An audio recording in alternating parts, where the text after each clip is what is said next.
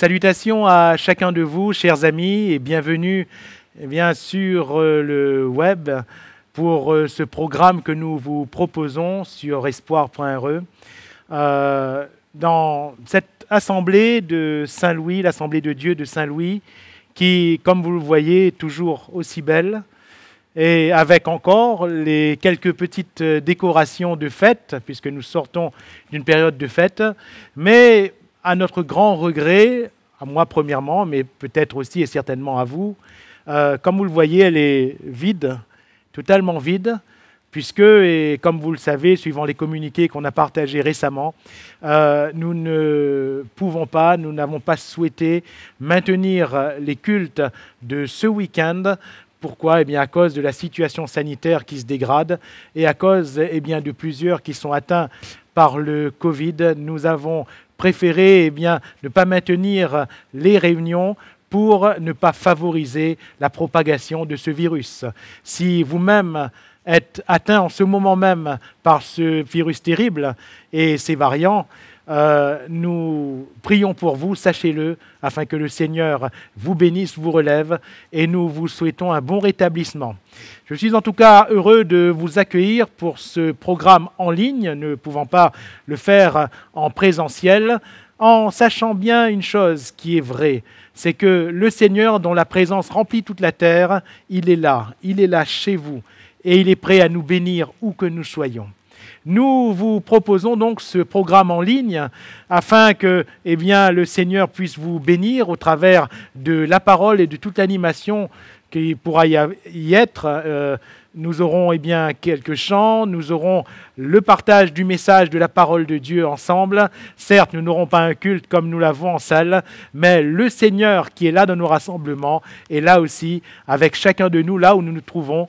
Et nous souhaitons qu'au travers de ce simple programme, le Seigneur puisse richement, abondamment vous bénir, vous et votre famille. Bon programme à chacun.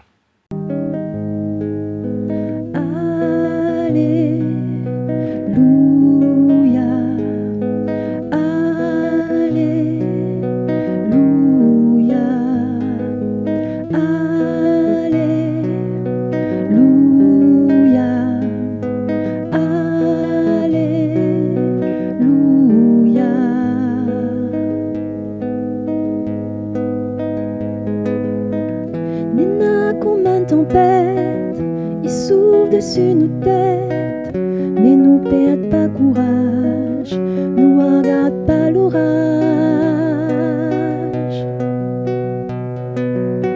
Notre souci, notre faiblesse, notre douleur, notre stress, mais nous perdons pas courage, nous crions plus fort que l'orage.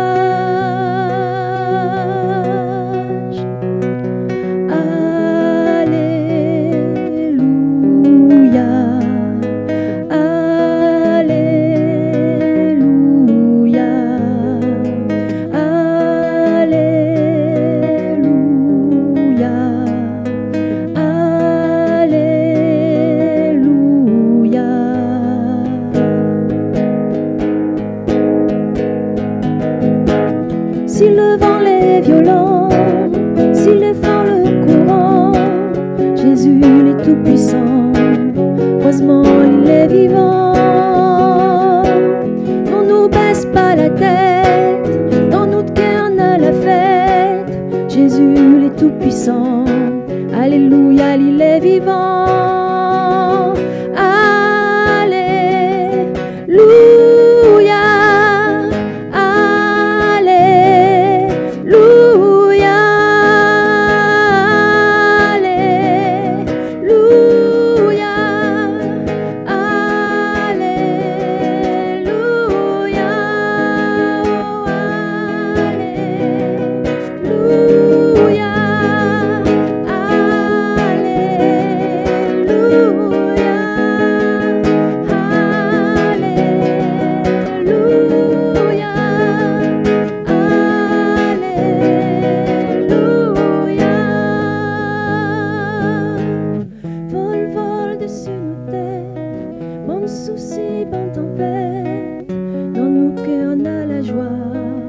Dans notre cœur on a la foi.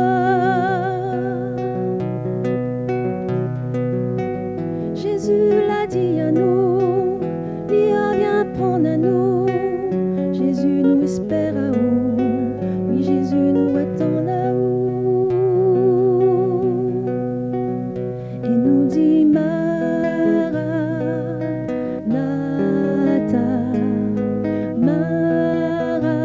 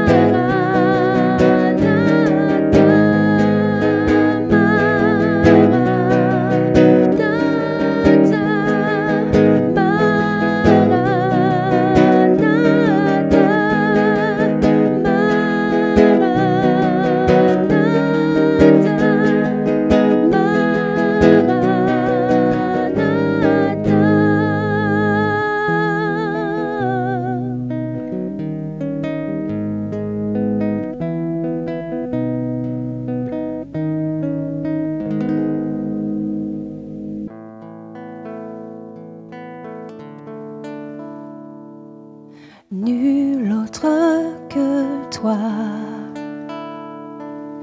nul autre que toi dans ma vie, je ne désire nul autre que toi.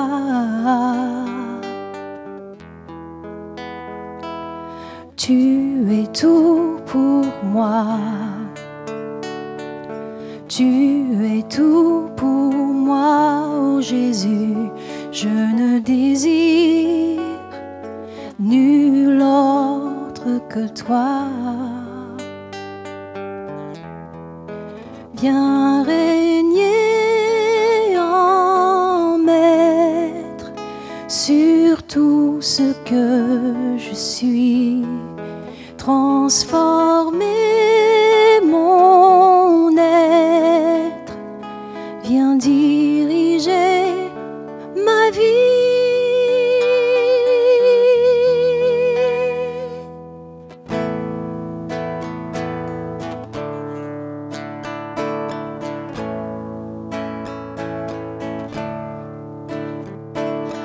Nul autre que toi, nul autre que toi dans ma vie, je ne désire nul autre que toi.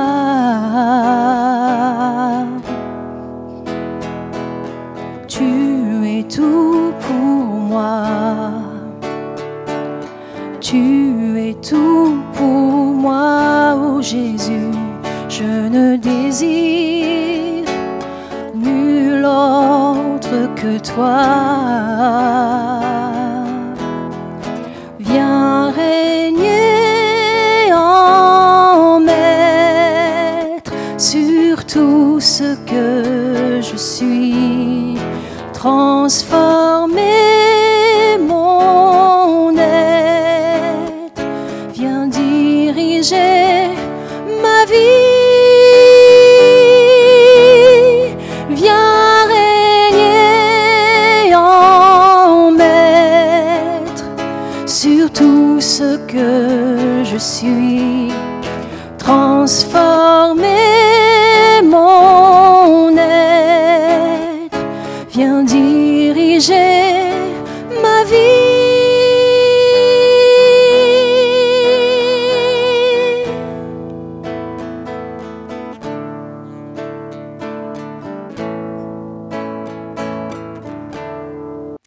Voilà, nous allons partager maintenant la parole de Dieu et j'aimerais le faire sur le thème suivant, ma relation avec la parole de Dieu. On va lire ensemble ce que dit le psaume 1er, tout du moins les premiers versets de ce premier chapitre des psaumes. Il nous est dit « Heureux l'homme qui ne marche pas selon le conseil des méchants, qui ne s'arrête pas sur la voie des pécheurs et qui ne s'assied pas en compagnie des moqueurs, mais qui trouve son plaisir en la loi de l'Éternel et qui la médite jour et nuit. Il est comme un arbre planté près d'un courant d'eau qui donne son fruit en sa saison et dont le feuillage ne se flétrit point. Tout ce qu'il fait, lui, réussit. Amen. Indéniablement, le psalmiste dresse une relation de cause à effet entre l'homme à qui tout réussit et sa relation avec la loi de l'Éternel, c'est-à-dire la parole de Dieu. Et cela me permet de dire que tout dans notre vie de chrétien va dépendre de notre relation avec la parole de Dieu. Nos échecs, seront en fonction de cette relation, ou plutôt des chaos qu'il y aurait dans cette relation avec la parole de Dieu. Et, à contrario, notre réussite dépend de la bonne relation que nous pourrions avoir avec la parole de Dieu. Chers amis, c'est ce dont fait état toutes les Écritures, depuis le livre de la Genèse jusqu'au livre de l'Apocalypse. Que ce soit pour Adam et Ève, que ce soit pour Abraham ou les patriarches, que ce soit pour le peuple d'Israël en passant par les rois, que ce soit même pour l'Église primitive, pour les apôtres, pour les disciples, pour les pères de l'Église, et tout l'enseignement des Écritures nous montre qu'il est important pour nous, en tant que chrétiens, en tant que croyants, d'avoir une relation bonne avec la parole de Dieu. C'est d'ailleurs ce que va souligner également Jésus. Et Jésus va clairement nous montrer que notre relation avec le Seigneur, notre relation avec Dieu, notre relation avec lui-même, Jésus-Christ, le Fils de Dieu, dépend de la relation que nous avons avec la parole, avec sa parole. C'est ce qu'il va dire d'ailleurs, outre tous les textes qui nous sont rapportés sur le sujet, dans l'évangile de Jean, chapitre 8, la deuxième partie plus précisément. Jésus va mettre en avant cette relation que nous devons avoir avec la parole du Seigneur si nous voulons vraiment être heureux. Après avoir parlé à ceux qui s'étaient rassemblés pour l'écouter, la Bible nous dit que plusieurs ont cru en lui. Et au verset 30, comme Jésus parlait ainsi, il est bien spécifié que plusieurs crurent en lui. Peut-être qu'à la place de Jésus, on aurait pu dire, moi-même par exemple en tant que pasteur, ou n'importe qui aurait pu dire, ça y est, c'est gagné. Mais ce n'est pas ce que va dire Jésus ici, puisqu'après il va encore leur parler. Il va encore leur parler. Et de quoi va-t-il leur parler ? Il va leur parler justement de cette relation qu'ils devaient avoir avec la parole de Dieu. Et cher ami, peut-être que toi qui nous regardes, tu as déjà commencé à croire en Jésus et tu fais bien. Si nous croyons en Jésus, nous faisons bien. Mais quel est le degré de se croire en Jésus ? Et je mets l'expression entre guillemets. Quelle est notre démarche dans ce que nous appelons pour nous-mêmes notre foi. Jésus va parler à ses auditeurs et va leur montrer qu'il ne faut pas rester juste sur la ligne de départ de cette course qu'on appelle la foi, mais qu'il y a une progression à faire. Et si dans une relation qu'on aurait avec notre épouse, avec notre époux, il y a eu une ligne de départ, mais il y a eu aussi une progression. Jésus va montrer qu'avec lui aussi, il faut avoir une progression. Et la progression de notre relation avec Jésus dépend de la progression de la relation que nous avons avec sa parole. Première chose, concernant cette relation avec la parole, il ne s'agit pas seulement de croire initialement, mais Jésus va dire au verset 31 de Jean, chapitre 8, « Si vous demeurez dans ma parole, vous êtes vraiment mes disciples. » Si vous demeurez dans ma parole, vous êtes vraiment mes disciples. Que devons-nous faire avec la parole de Dieu ? Eh bien, nous devons demeurer en elle. Que signifie demeurer ? Eh bien, cela signifie simplement y rester. Cela signifie simplement s'attarder. Il ne s'agit pas seulement d'entendre. Il ne s'agit pas seulement de dire sur le coup, je suis d'accord, c'est un bon début. Mais il s'agit aussi de demeurer, c'est-à-dire de rester dans ce que nous avons entendu, dans ce que nous avons lu concernant la parole de Dieu. Dans ce même livre de l'évangile de Jean, mais ailleurs, dans le chapitre 15, Jésus va parler de l'importance de demeurer, quand il va prendre l'image du cep et du sarment. Et il va dire, que si vous demeurez en moi et que mes paroles demeurent en vous, demandez ce que vous voudrez et cela vous sera accordé. Si vous demeurez en moi et que mes paroles demeurent en vous. Il s'agit, bien-aimés, de rester dans la parole de Dieu.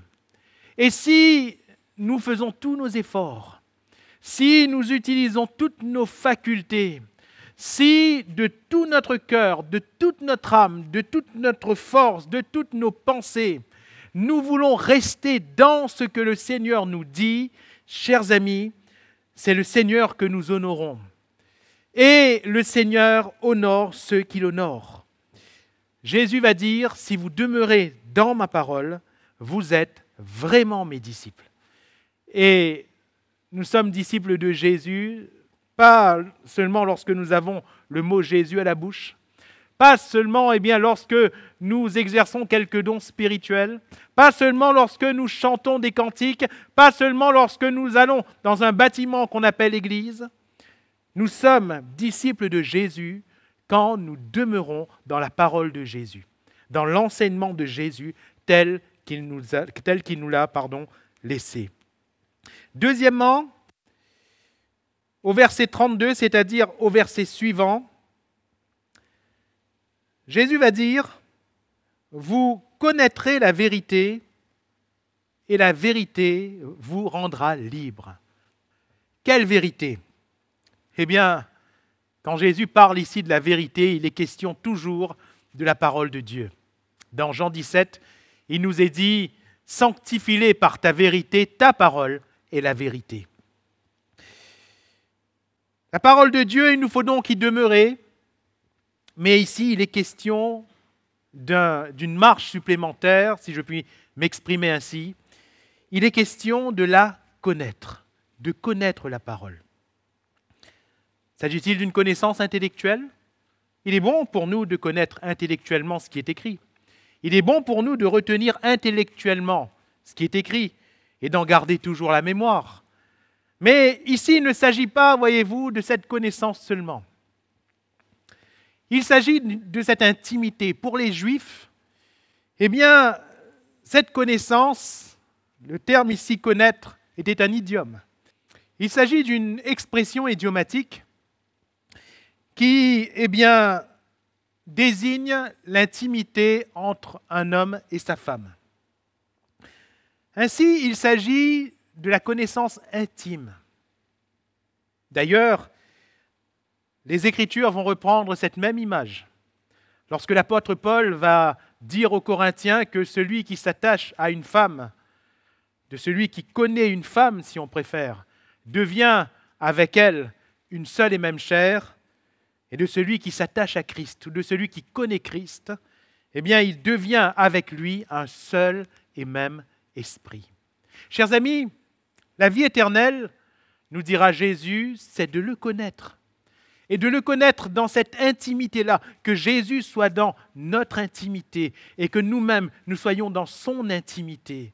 Et que dans cette intimité mutuelle, il y ait ce partage. Mais voyez-vous, Jésus, nous ne le connaissons pas en chair et en os. Comment avoir une intimité avec Jésus-Christ, le Fils de Dieu ? Par le moyen de sa parole. Vous connaîtrez la vérité. Vous connaîtrez la vérité. Sa parole est la vérité. Il ne s'agit pas pour nous seulement, disais-je, que la parole pénètre notre intelligence, mais il s'agit pour nous que la parole pénètre toujours notre cœur. Il s'agit pour nous que la parole pénètre toujours nos pensées, notre intimité, notre être le plus profond. Il y a des choses que nous n'aimons pas trop dévoiler. Il y a des choses que nous n'aimons pas trop que les autres sachent. Mais devant le Seigneur, nous ne pouvons pas nous cacher. La Bible nous dit qu'il nous connaît et il nous connaît parfaitement. C'est lui qui nous a créés. C'est lui qui nous a fait dans les moindres fibres de notre être. Comment pouvons-nous cacher quoi que ce soit au Dieu vivant et vrai, à ce Dieu, qui est omnipotent parce qu'il peut tout, qui est omniprésent parce qu'il est partout, et surtout omniscient parce qu'il sait tout. Vous connaîtrez la vérité, et il est important que la parole de Dieu pénètre notre intimité. Parce que ce Dieu qui nous connaît veut parfois dévoiler certaines choses nous concernant. Non pas pour nous perdre, mais au contraire, pour nous sauver. Mais voulons-nous laisser cette parole pénétrer notre cœur, pénétrer notre âme? La Bible nous dit que la parole de Dieu, et c'est l'auteur de l'Épître aux Hébreux qui va le dire, la parole de Dieu est celle semblable à cette épée à double tranchant qui pénètre et qui partage. Pourquoi? Parce que cette parole, elle est vivante. Elle est vivante. Elle pénètre et elle partage. Vous connaîtrez la vérité. Connaissons ainsi cette vérité, ne nous bornons pas seulement à l'entendre, seulement à dire qu'on est d'accord. Demeurons en elle, mais aussi connaissons-la. Parce que si, en demeurant en elle, nous sommes réellement disciples de Christ, en la connaissant, nous sommes libres. Vous connaîtrez la vérité, et la vérité vous affranchira. Libre de quoi? Eh bien, chers amis, j'aimerais dire directement ce à quoi le texte ici fait allusion. Libre du péché. Libre du péché. Un peu plus bas au verset 34, Jésus va dire, en vérité, je vous le dis, quiconque se livre au péché est esclave du péché.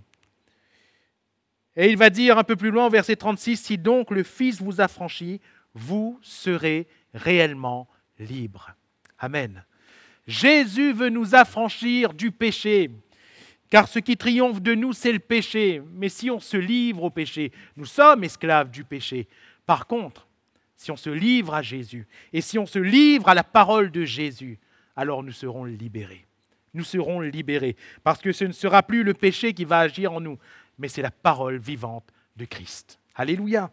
Combien de fois as-tu, cher ami, essayé de te débarrasser du péché? C'est peine perdue par ses propres forces, c'est peine perdue. Parce que la Bible nous dit que l'homme est esclave de ce qui a triomphé de lui, et force est de constater que c'est le péché qui triomphe de nous. La Bible nous dit que le péché nous enveloppe si facilement. La Bible nous dit qu'il n'y a pas un juste, pas même un seul, que tous sont pécheurs. Le péché définit notre nature. Mais si le Fils vous affranchit, vous serez réellement libres. Jésus-Christ est mort pour nos péchés afin de nous libérer de cette nature pécheresse. Celui qui est en Christ est une nouvelle créature. Les choses anciennes sont passées. Voici toutes choses sont devenues nouvelles. Vous connaîtrez la vérité et la vérité vous rendra libre. Le Seigneur veut nous rendre libres à l'égard du péché afin que le péché ne nous tienne plus, ne nous maintienne plus sous un joug, mais que nous soyons réellement libres. Amen. Troisièmement, et Jésus va dire au verset 47, toujours dans Jean chapitre 8, « Celui qui est de Dieu écoute les paroles de Dieu. Vous n'écoutez pas parce que vous n'êtes pas de Dieu. » Celui qui est de Dieu écoute les paroles de Dieu. Après avoir vu qu'il nous faut demeurer dans la parole du Seigneur, toujours concernant cette relation, nous avons aussi vu qu'il nous faut connaître la parole du Seigneur. Et ici, nous voyons qu'il nous faut écouter la parole du Seigneur. Vous allez peut-être me dire, mais monsieur, si je demeure et si je connais, c'est parce que à la base, j'écoute. Là encore, il ne s'agit pas de l'écoute naturelle. Il ne s'agit pas seulement du fait d'ouvrir nos oreilles. Ici, l'écoute, c'est la faculté que Dieu donne concernant sa parole. Effectivement, Jésus va dire à ses auditeurs, « Vous ne pouvez écouter ma parole », au verset 43. « Vous ne pouvez écouter ma parole. Pourtant, ils étaient là, leurs oreilles étaient ouvertes, mais Jésus va dire, vous ne pouvez écouter ma parole. Comment est-ce que je sais si je peux écouter ou pas la parole de Dieu? Eh bien, la Bible nous dit que si nous sommes nés de Dieu, c'est ce qui est ici écrit, celui qui est de Dieu, écoute les paroles de Dieu. Si nous sommes véritablement enfants de Dieu, alors nous pouvons entendre la parole de Dieu. En effet, le Seigneur va nous rappeler dans les Écritures que dans les derniers temps, eh bien, les hommes abandonneront la parole de Dieu, la saine doctrine. Et ils se donneront une foule de docteurs. Pourquoi? Pour entendre des choses flatteuses, pour entendre ce qu'ils ont envie d'entendre, pour entendre ce qui les encourage dans leur voix, même si ces voix sont mauvaises. On aime entendre ce qui nous fait plaisir. On aime entendre ce qui nous encourage. Je ne dis pas que l'encouragement est mauvais, mais ce qui est pernicieux, c'est l'encouragement au péché. Ce sont les fausses doctrines, ce sont des choses mensongères. Alors que la parole de Dieu, elle est une, et la parole de Dieu, elle est sainte et saine pour notre âme, pour notre cœur.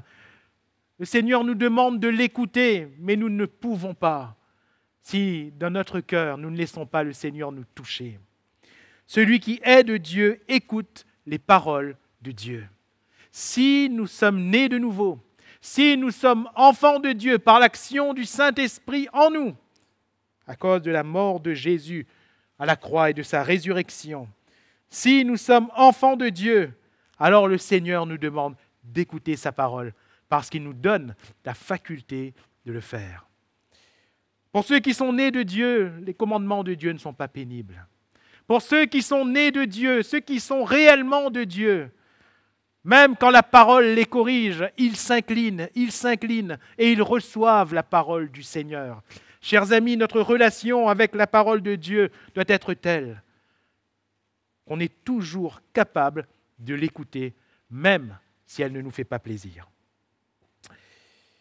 Enfin, ce que je relèverai dans ce texte, deuxième partie de Jean 8, concernant notre relation avec la parole de Dieu, après avoir dit qu'il nous faut demeurer dans cette parole, après avoir dit qu'il nous faut connaître cette parole, après nous avoir dit qu'il faut également écouter cette parole, Jésus va dire au verset 51, « En vérité, je vous le dis, si quelqu'un garde ma parole, il ne verra jamais la mort. »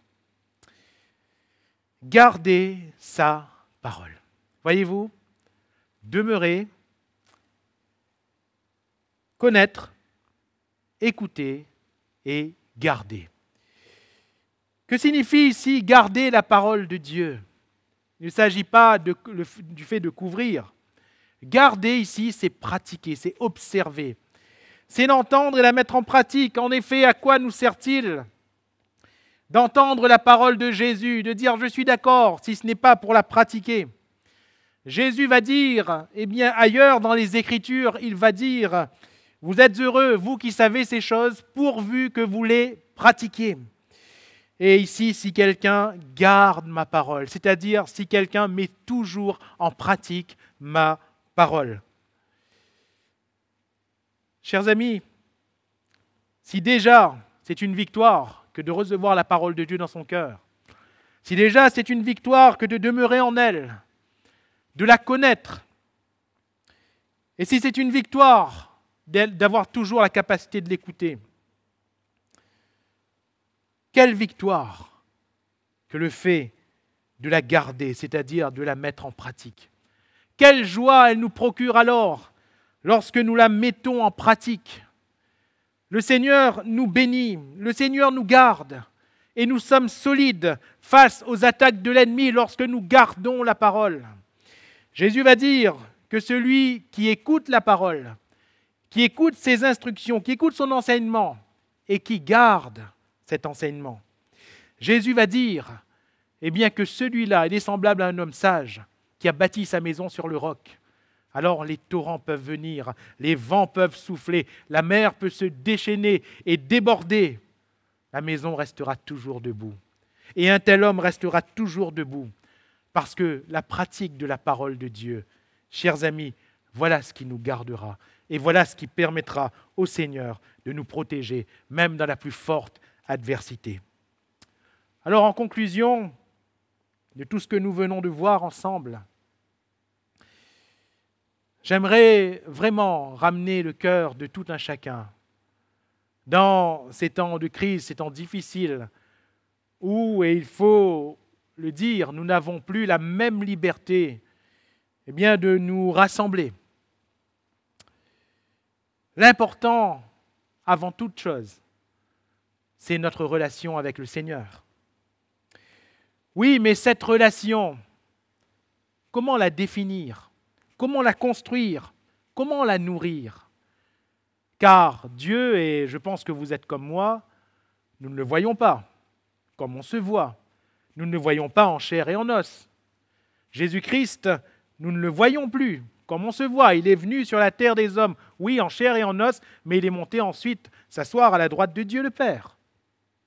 Comment construire cette relation? Eh bien, nous construirons notre relation avec Christ suivant la construction que nous aurons de notre relation avec sa parole. Ma relation avec la parole de Dieu est déterminante pour tout ce qui contribue à l'épanouissement de ma vie chrétienne. Si je construis suivant ce que le Seigneur me demande, alors je construis sur une bonne base. Si je construis selon mes conceptions à moi, alors cela peut être dangereux pour mon âme, pour mon cœur, pour ma vie chrétienne. Car le Seigneur ne nous a pas laissé une philosophie. Le Seigneur ne nous a pas laissé un rite. Il ne nous a pas laissé non plus une représentation de lui-même. Il nous a laissé sa parole, afin que par sa parole, il puisse conduire nos vies. Bien-aimés, peut-être que tu es chez toi ou dans tes activités, peut-être même dans tes loisirs en ce week-end.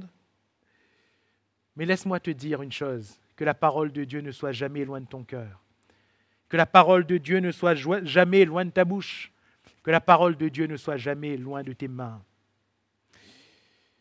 Comme va dire le psaume 1er que nous avons cité en introduction, méditons-la jour et nuit, demeurons en elle, connaissons-la, écoutons-la et surtout, gardons-la.